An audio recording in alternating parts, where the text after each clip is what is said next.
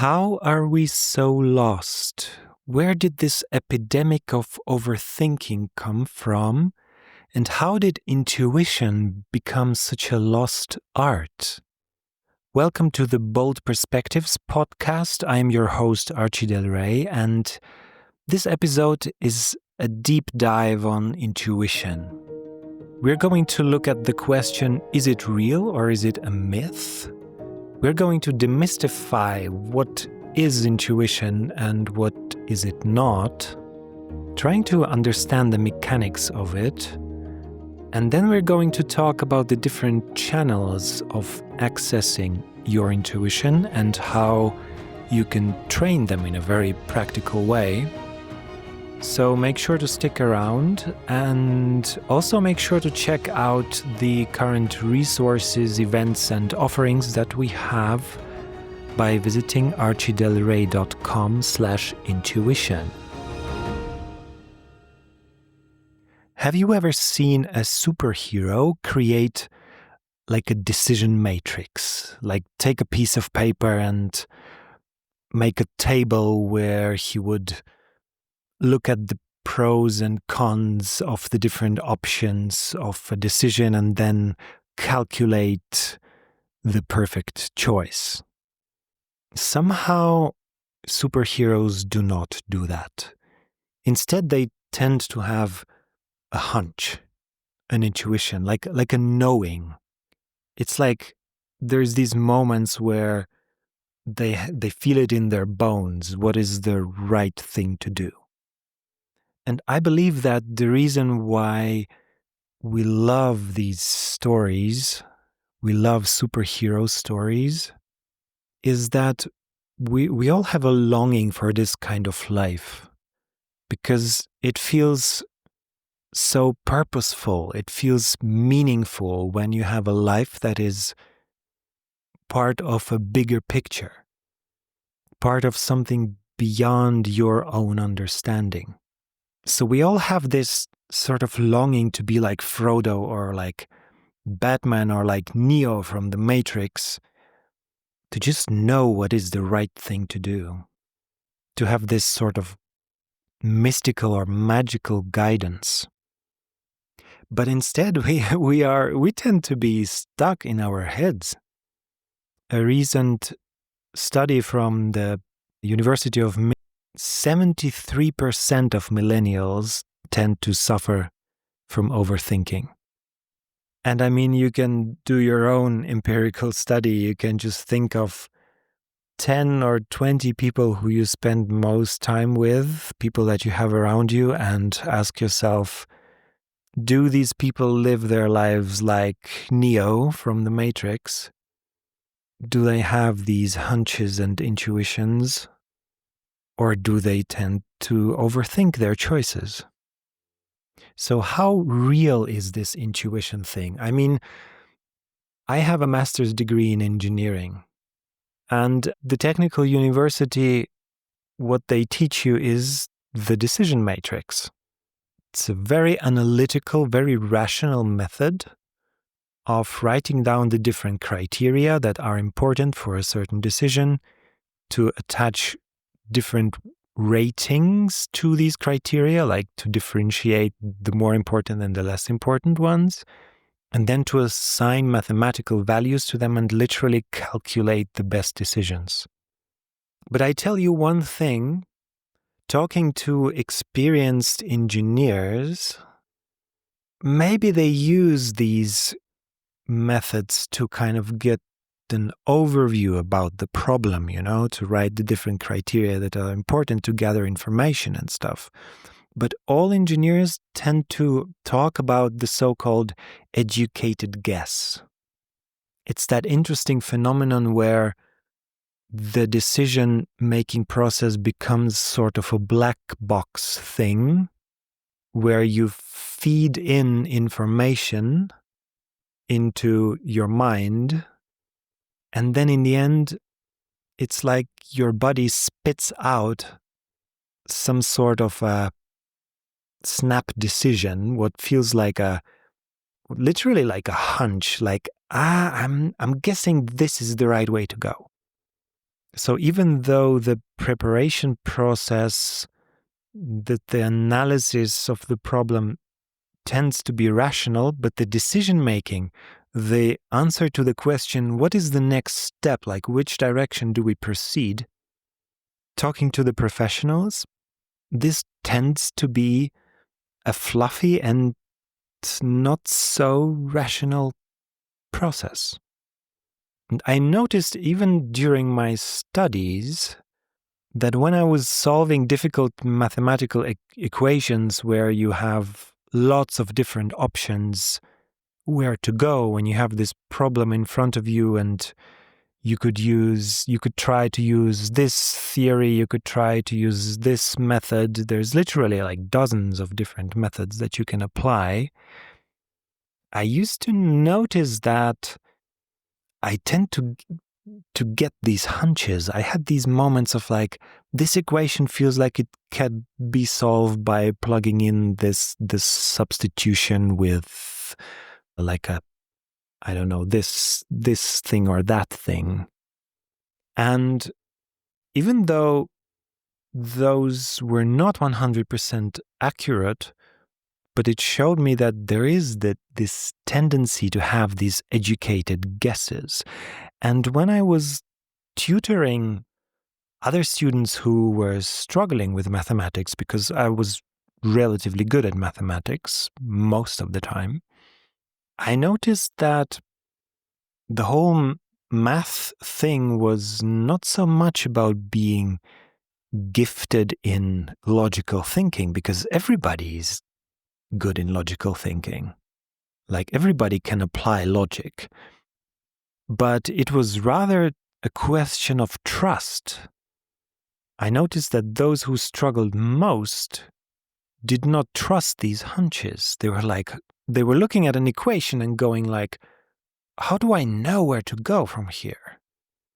And my sort of tutoring went into a direction of, okay, I show you these different tools, but there is no rational way of knowing which tool to apply. You kind of have to train your subconscious to get used to these different tools and then make your subconscious spit out the right tool at the right time. I remember during that time while I was studying for my bachelor's degree at that time, I had a very specific moment where I was thinking, gosh, there has to be like a better way to do this. There has to be a better way to live life. It cannot be that we are all these like amazing humans, like magical beings, with most of the phenomena of life on Earth has not yet been explained by science. So this life is truly mystical.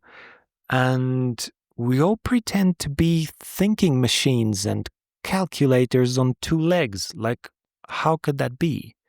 I remember feeling that, thinking that, and feeling very frustrated and also very curious to finding answers. And now fast forward about 15 years later or more, and here I am and I can read people. Like I can read emotions, and through emotions of people, I can tell you their stories, like why they feel the way they feel. And with an accuracy of about 100%, I know it's a weird thing to even say that. It feels almost arrogant to say my intuition has a 100% accuracy. It would be much more comfortable for me to say, yeah, it works sometimes, you know. But after all these years, I just have to accept the fact that a trained intuition is 100% accurate. That's just what it is. And reading people is not the only thing. So I can see energy, how it flows through the body, or how it flows through landscapes. I can intuitively tell you what is wrong with your feng shui in your apartment, or I can tell you which foods are good for your body to eat, or which you should avoid. A few years ago, I learned to intuitively navigate. So when I walk through a city and I need to go somewhere and I do not know where to go, I can just ask at every intersection, do I go left or do I go right? And I would get an answer. And I can read people's struggles, even without knowing them. And most importantly, I know my own path. Like, I do not have these moments of overthinking or feeling lost anymore. So from my experience, it is possible to get there. And I'm not saying this to brag or to go like, hey, look how cool I am. It wasn't always like this. I was very lost and very much stuck in my head for most of the time of my life. And this is why I feel a lot of compassion to 73% of millennials, and I would even say 90% or 95% of all people that I meet in my day-to-day life. And this is why we are doing this. So what is intuition? Obviously, intuition is not a technical device. So there is not a clear-cut 1, 2, 3, 4, 5-step formula. But there are certain tendencies that tend to make it easier for people to access their intuition. So 3 things come to mind. Number 1, the voice of the intuition tends to be low volume. It will never scream at you. 2, intuition will never reveal the whole picture or the whole path. It will always just reveal the next step. And 3, intuition will decide whether it will answer your question or not, according to the relevance of the question. It's like, imagine you have a computer that you put a prompt in, and depending on the prompt and the timing, it will either give you an answer or just not give you anything. This is how intuition works. And that has to do with our subconscious, because the questions that we ask ourselves, they come from the conscious mind. So we tend to think, should I quit my job? Should I ask this woman out on a date? Should I call my parents and apologize, And the conscious mind is very, very bad at taking decisions because it can only take into account very few variables. It can only take into account the things that we know. And the subconscious mind is like the rest of the iceberg if the conscious mind is the tip.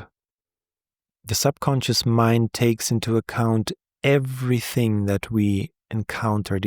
It has access to much more information. It knows all our wishes and desires. It knows all our resistances. It knows much more variables, and it can literally, like this black box of intuition, calculate what is the best next step for you.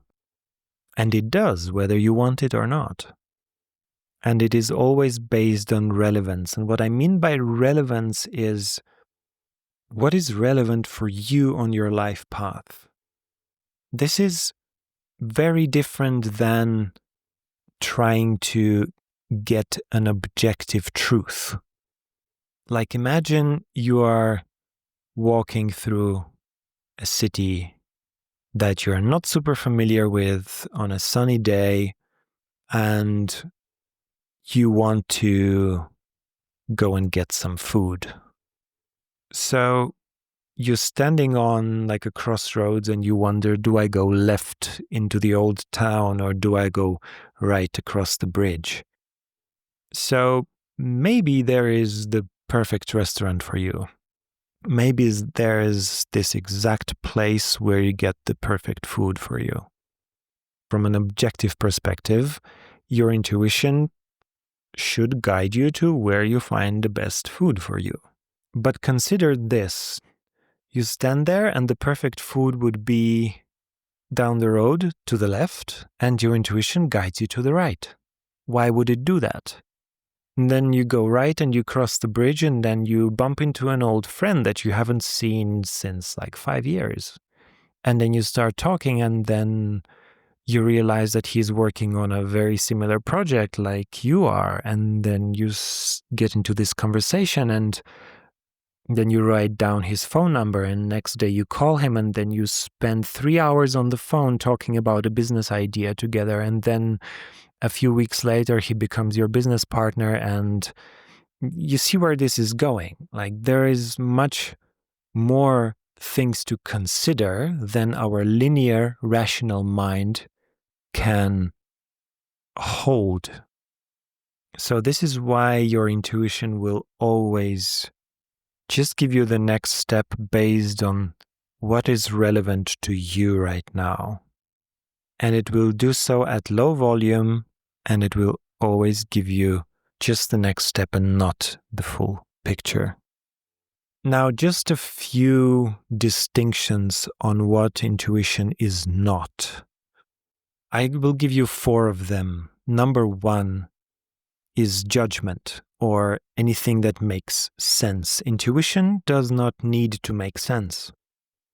So, if you're having thoughts that follow like a train of logic, this will probably not have much to do with intuition. And judgment, anything that is based on right or wrong, will usually not have anything to do with intuition. An intuitive hunch might make sense, but it doesn't have to, because it doesn't care. Number 2 is gut feeling. A lot of people kind of equate intuition and gut feeling, but for me, these are 2 very different sources of information, because the gut feeling is directly connected to 2 things. One is your boundaries, like what is your internal yes or no to something. Like when I tell you, do you want to eat 2 pizzas right now with pineapple and ham? You will get a gut feeling. If you are at least a little bit connected to your body, you will get a feeling in your belly saying, yeah, I want that, or no. The second thing that the gut feeling is connected to is your archetypal anger, like the feeling of anger. Because anger is always connected to boundaries. So if I will tell you that you have to eat 2 pizzas right now with pineapple and ham, and you don't feel like doing that, you will get this sort of impulse that pushes against me, so that pushes away from you. And if I will insist, then you will feel your rage, your anger, you will get frustrated at me. So this is what your gut feeling is. It's just about momentary yes or no. This is valid information, this is very useful information also. And it has to do with who you are and what your needs are.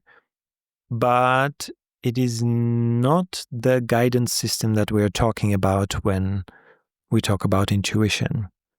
So number 3 is longing or compassion. These are feelings that we often feel in our heart when we are connected to things outside of us. So, for example, when I am in an Asian country on an island and I see all these stray dogs, then I do feel a lot of compassion for them. And there is this sort of longing, there is this feeling of, I want to help them. I want to do something for them. It's almost like a child inside of me crying for more love in this world. But this is not intuition. This is not your guidance system telling you to do that. It is just your ability to be compassionate, to be connected to other beings in this world.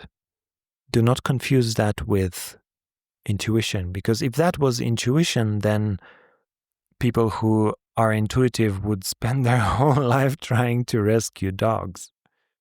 Number 4 is nervous system responses. So these moments when you had a bad dream and you wake up and you're sweating and your heart is pounding and you feel really hot and you get this impulse of, oh my God, maybe my mother is dying, you know?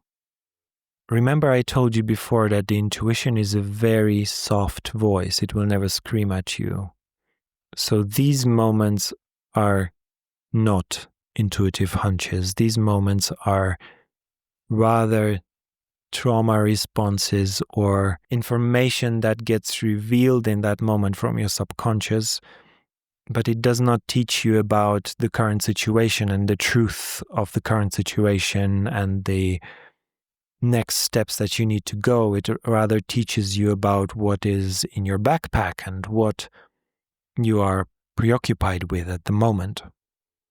So if I ever wake up in the middle of the night and I feel this anxiety that my mother might be dying, this has nothing to do with my mother.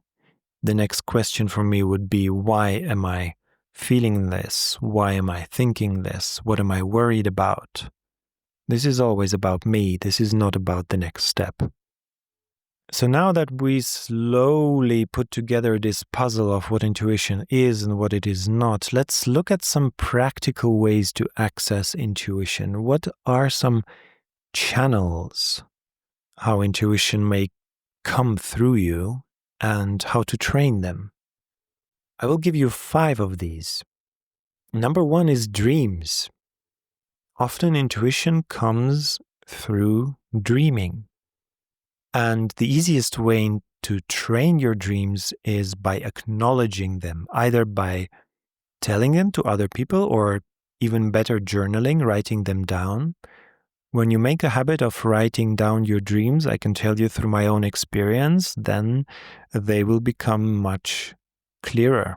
And with time, you get really connected. Even if you are somebody who identifies as someone who is not dreaming much or never remembering your dreams, this will change your relationship with dreams if you journal regularly. The second channel is experiences, like outside experiences, generally with anything, but specifically with animals. And what I mean by that is these moments when you're walking down the street and you think about a specific project or a specific question, and suddenly there's a butterfly, or suddenly you almost step on a frog or a lizard. So most of the people would not even notice, or they would be like, oh, a lizard, and then just walk on and forget about it. But if you are interested in the soft voice of intuition in your life, then you should be interested in these moments. You should really stop and be like, wow, here's a lizard. What's the symbolics of a lizard? You could look it up. What does the power animal lizard stand for? And even before you do that, ask yourself the question, what was I thinking about before I saw that? If this was a perfect setup, if this was a hero's journey, if this was a movie, then the lizard would not be accidental. It would mean something. So what does it mean? The third channel is visions. And what I mean are images that you receive when you close your eyes. The easiest way to train this is to do journeys or guided meditations, where you would close your eyes and go places. There's a lot of different exercises you can do with this in order to get answers from your subconscious mind. This is thousands of years old technique that was used by shamans back in the days, and that is used by shamans and psychologists and healers and therapists and also entrepreneurs and any kind of professionals who acknowledge their intuition in their work. The fourth channel I want to talk about is bodily sensations. If you have ever done family constellation work or any sort of systemic constellation work, then you know what I'm talking about. You might know techniques of channeling or aspecting, or techniques like parts work. These are all different terms that describe the same principle or phenomenon. Remember that situation with the lizard earlier? If you want to receive the full message of that situation and you're wondering, why is this lizard showing up? What is it trying to tell you? And you do not just get the answer, because sometimes the intuition just gives it to you and you're just there and you know. But if you don't, there is this technique where you can say, for a defined moment in time, I will declare that I am not myself, but that I am the lizard. So you can do that with, for example, when you're back home, putting a chair in front of you and saying, this is the lizard chair. Whenever I sit on this chair, I am the lizard. When I stand up from this chair, I'm not the lizard anymore. And you just see what comes. This is the power of our mind. It can create these declarations and it can direct our perception into these fine realms where we can get other answers that we are maybe not used to getting. So this can be a very helpful way of channeling information. And it's the same principle that is applied in all these contexts that I shared before, like systemic constellations, aspecting, etc. So what you basically do is you channel that information as if you were that entity. So I sit down on that chair and I feel my bodily sensations. Like what happens when I sit down? Does my breathing slow down? Do I feel hot? Do I feel dizzy? Do I feel like my body is contracting? Is there tension? Do I feel like I am lifted up somewhere? Do I get images maybe with these bodily sensations? Do I, when I follow these bodily sensations, get impulses to move my body in a certain way, like to open up my arms maybe, or to bring my head down to my chest, or what is happening? This is a great training to listen to your body and to access intuition through these bodily sensations. You can get a lot of answers through these simple techniques if you take your time. And channel number 5 is the voice of your heart. So we were talking about these feelings of longing and compassion that you can have with dogs or other animals or other people, or these sort of moments where your heart is telling you something that is true, that you are connected to other beings, but that has nothing to do with what is your next step or what you need to do. But the heart is a multidimensional and very multifaceted organ, and it can tell you different things depending on what you ask. So one technique that you can use is to just sit down, slow down your breath, and maybe close your eyes and just get into a state where you are literally slowing down, where you are not in that fast pace where we're used to spend most of our time. And what that does is it creates attunement to your heart, because the heart is always very slow.